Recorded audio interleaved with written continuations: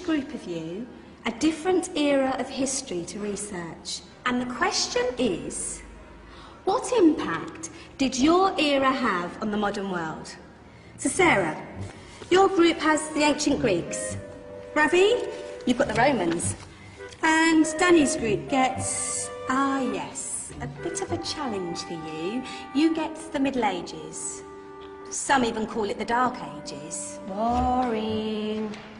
See how you get on. Yes, miss.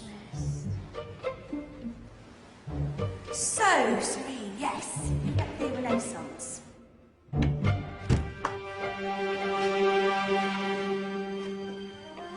Is that the librarian? I guess so. How are the Dark Ages going to have anything to do with us? Excuse me. Sorry to bother you. What do you want? We need to find out what impact the Dark Ages had on the modern world. Never was a period of history so poorly named. Don't touch. It's priceless. And I suppose someone's been filling your head with the usual nonsense, eh? 1,000 wasted years. A black hole in history, am I right?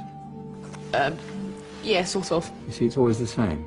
You assume it was all mud, disease, death and destruction, with marauding mobs of barbarians ripping down the good of former civilizations, burning and plundering as they went, nothing of any worth invented either, eh? Oh, no. Go on, Beofrey. Sorry to bother you. Come on, it's probably not worth it. Everyone knows that the Greeks and Romans invented everything anyway. Oh, did they now? And you're sure about that, are you? You know, I might just have something for you. You seem to be up to the task. I suppose I could... Follow me. I've got just the book for you.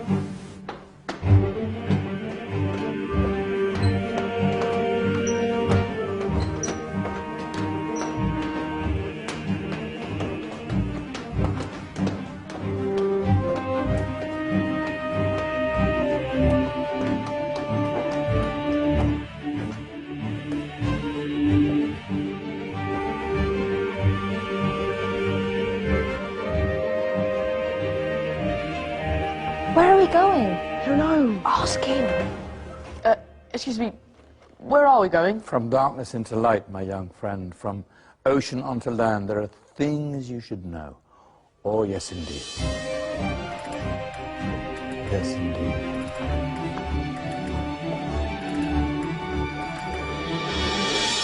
Now, I know I left it around here somewhere.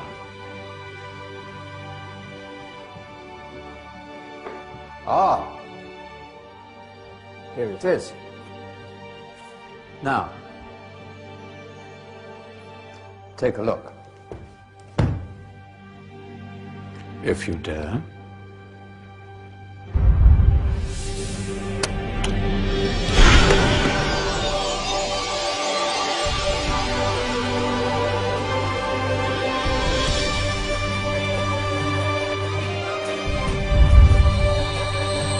What's going on?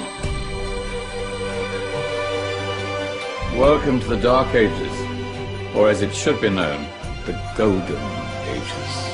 Who are you? I am Al-Jazari, engineer and ingenious inventor. I thought you said this was the Dark Ages. It doesn't look very... dark. That's because it's all a matter of perspective, my soon-to-be illuminated friend. Of course, there are parts of the world that weren't dark at all, but in a civilization that stretched from Spain to China, the golden rays of discovery and invention shone over everything. What civilization? The Muslim civilization, my young friend. Through scholars and scientists of various faiths, some of the most important discoveries known to man were made at this time. Discoveries that drew on knowledge of the ancients, but have more connections with your modern world than you could possibly ever imagine. Like what? Well, all sorts of things. I've got to get a picture of this.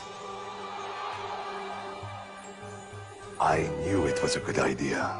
Who are you?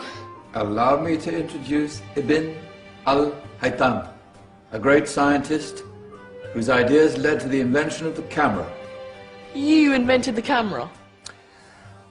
I laid the foundations for modern cameras by explaining how our eyes work. I found a way of projecting an image onto another surface through a small hole in a dark room, later called camera obscura. Think of all the things that evolved from this discovery. Cameras, cinema, all share the same principle. Cool. Look out below! Who's that? That's my good friend, Abbas ibn Farnas, who gazed up to the heavens, passionate in his belief that man could fly. Whoa. Indeed, he dared to dream about flying 1,000 years before the Wright brothers. Do you know you all take your jet-setting holidays for granted, so it only seems fair to remember Abbas ibn Farnas.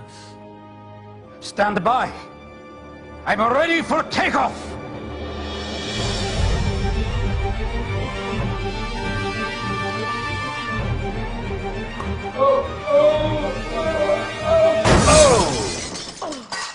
You did forget one thing, though. A tail, useful for landing. Ah, my back. Is there a doctor in the house? Did someone call? Ah, my old friend, why don't you introduce yourself to my young guests? I am Abul Qasim al-Zahrawi. Many call me the father of surgery. Did you actually do surgery back then? Of course we did. In fact, many of the surgical tools that I invented are still used in your modern hospitals. Excuse me, a patient needs my attention. Scalpel? I think I may need some stitches. In that case, I'll use catgut. Catgut? From the gut of animals. Perfect for stitching up internal wounds. Your surgeons are still using it today. Sorry, mustache.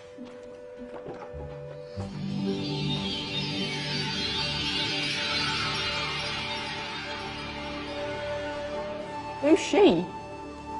That's Maryam al-Astrolabi, one of the many brilliant women of her time. She made sophisticated astrolabes. Astro what? Astrolabes. They show the sky and the stars on a small flat plate you can hold in your hand. Think of them as ancient calculating or timekeeping devices. Today you have your watch, your compass, satellite navigation, helping people and explorers travel the world. Science at its brilliant best. And all these things were developed during the Golden Ages. And that's just the tip of the iceberg. There were thousands of other inventions covering all areas of life, and in the years that followed, their influence spread across the whole of medieval Europe. So you see, it wasn't so dark after all. What about you? Me? What did you invent? Well, I don't want to be big-headed, but I made some groundbreaking advances in engineering. I suppose my most significant discovery converted rotary motion into linear motion using a crank and connecting rod. It's essential in pumps and engines. In fact, I've no idea how the Industrial Revolution could have happened hundreds of years later without such a device. Not that I ever get the credit I deserve. But my crowning glory was my amazing time-telling machine, my legendary elephant clock.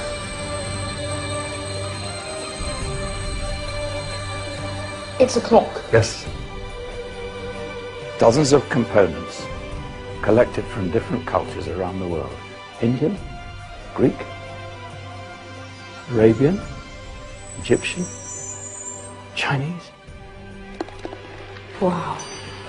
A United Nations clock. That is pretty cool. Does it actually tell the time? Well, yes, of course. If it wasn't for me, thousands of people would be late for everything. Speaking of time, we better get you back. And remember, Spread the word. This is the golden age, and I've only shown you a tiny part of this wondrous time. There are countless other scientists and inventions directly connected to your modern world. You're just going to have to find out for yourselves. No, wait!